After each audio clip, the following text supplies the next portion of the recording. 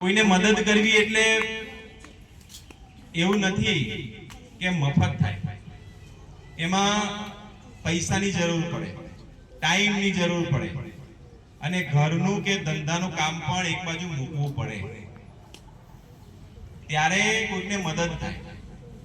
ગામમાં કોઈને તકલીફ પડી હોય ને ફોન આવે કે જરા આવજો ને, તો આપણે જઈએ તો ખરા જ, પણ વિચારીએ કે મારા ઘરનું કશું તો બગડતું નથી, કશું કામ તો નથી રહી જતું ને. પણ આ મિત્રો દૂરથી આવ્યા છે, શું આજે એમને કામ નહીં હોય? હશે, પણ એક સમાજ સેવાની જે ભાવના છે એ ખાલી આપણે એમના હાથેથી આ જે વસ્તુ છે લેવાની એટલી નથી, સાથે સાથે આપણે એક મેસેજ પણ લેવાનો છે કે આવું આપણે પણ મોટા થઈને કામ કરવું જોઈએ, કે જે કામમાં સમાજ સેવા હોય, બીજાને મદદ કરવાની હોય. એટલે હું ફરીથી આ પંચમહાલ જાગૃત યુવા સંગઠનનો ખૂબ ખૂબ આભારી છું.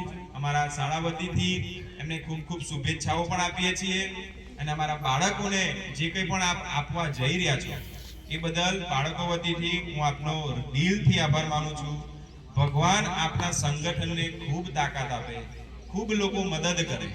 જે તમારું સંગઠન છે એ દિવસે દિવસે વૃક્ષની જેમ મોટું થાય, એમાં ફળ આવે અને આજે તમે જો 50 બાળકોને સહાય કરો છો તો એવી શુભેચ્છા કે ભવિષ્યમાં એ બાળકોની સંખ્યા વધતી જાય. કારણ કે દુનિયામાં ઘણા લોકો દાન કરવા માટે તૈયાર છે, પણ વિશ્વાસુ લોકો નથી. જ્યારે આ સંગઠને એવો વિશ્વાસ પેદા કર્યો હશે કે ભાઈ આ સંગઠનને મદદ કરીશું તો ચોક્કસ એ બાળકો સુધી દાન જશે. જેમ આપણે જુવાન સાહેબ હતા, એ પુસ્તક પરબ ચલાવે છે, તો એ જ્યારે પણ શાળામાં ઇનામ આપવા આવે છે બાળકોને, અને ગામમાં પણ ઘણી વખત આવ્યા છે સાડીઓ ને આવું બધું આપવા માટે, કપડા માટે, તો એમને કોઈક સંગઠન મદદ કરે છે. પણ એ સંગઠન ક્યારે મદદ કરે?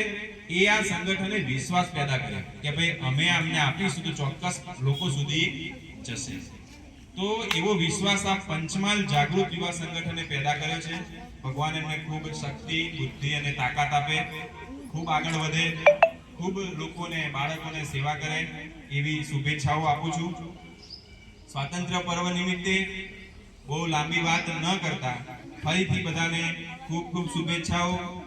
ભારતના વિકાસ માટે આપણે જે કંઈ પણ કરીએ છીએ એવું જરૂરી નથી, પણ જે જગ્યાએ છે એ જગ્યાએ આપણું શ્રેષ્ઠ કામ કરીએ તો આપણા દેશને આગળ લઈ જવા માટે આપણે ખૂબ મોટું કામ કરીશું.